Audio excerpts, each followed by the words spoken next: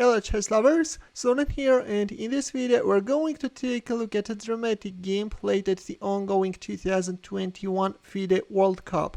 On the white side is the reigning world chess champion Magnus Carlsen, and his opponent is Polish chess grandmaster Radoslaw Wojtaszek. This is a game from round 4, this is game 2, and Carlsen opened up with e4. The first game ended in a draw, and we're good to go with the second game, where Sicilian defense is on the board. d6, bishop b5 check, Moscow variation, leaving black with 3 choices. All the moves are popular. In the game we see knight d7, d4, c takes d4, knight takes d4. The main theoretical move is queen takes d4, but in the game we see knight takes d4, knight f6, white castled kingside, a6, bishop a4, e6, c4. Carlsen is setting up the well-known Maroczy Bind, which is restricting the movement of black pieces and is making it hard for black to go for a breakthrough with d5 or b5. Bishop e7, knight c3, and black also castled kingside. Queen e2, queen c7, f4. Carlsen is hurrying to organize a kingside attack. Bishop b3, e5. Black is meeting white's aggression with e5, which is a very standard move in typical positions, and knight f5, which is a novelty. Earlier, f takes e5 had been seen. In the game we see knight f5, after which black hurried to get rid of this active knight. Rook e8, g4. Yeah, Carlsen is playing a very aggressive chess. E takes f4, bishop takes f4, bishop f8. After this move, we see a change in evaluation. According to Stockfish, better was h6, but from a human perspective, this is somewhat making the king side vulnerable. Instead, in the game, we see bishop f8, which again, yes, from a human perspective, looks a decent move. Queen g2, knight takes c4. This already leads to a catastrophe. Better was offering the exchange of queens, which could also allow black to put the knight on e4. In the game we see knight takes c4, and now let's see what's the problem with it. There followed g5, knight h5, knight d5, queen c5 check, king h1 b5, and g6. Yeah, black has to be very careful because white's attack looks very scary. Rook a b8.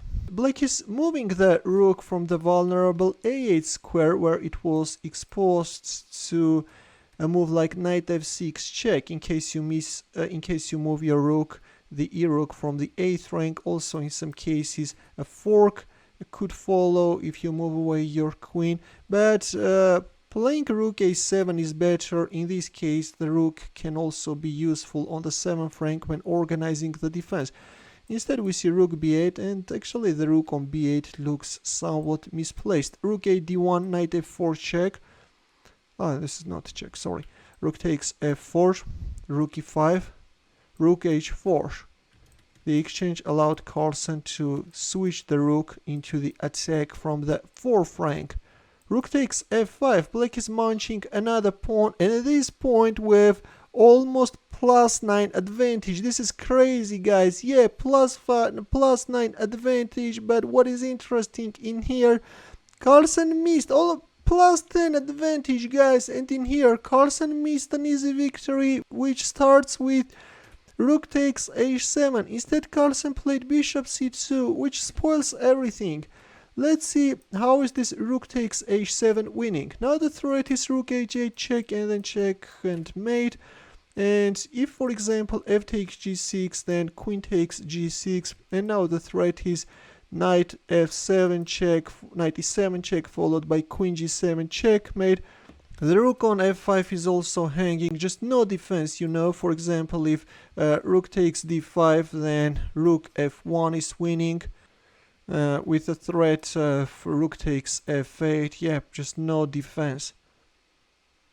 If queen c7, then this time Stockfish suggests rook h6. But Carlsen missed rook takes h7, played bishop c2, which is allowing black to fight back. Queen f2, g takes f7 check, king takes f7, bishop takes f5. In here, queen e4 could give white some chances, a slight edge. but he played bishop takes f5, which leads to a total equality, and very quickly the players agreed to a draw. Queen h3, Carlsen is sacrificing the knight, but already you can't do anything. Black is just giving a perpetual check. Two threads are now hanging in the air. That's why black played queen d1 check, and at this point draw was agreed. A good game, a very nice game by Carlsen, and it's a pity that he missed that crushing rook takes h7 continuation. We will now follow what will happen in a tiebreak match.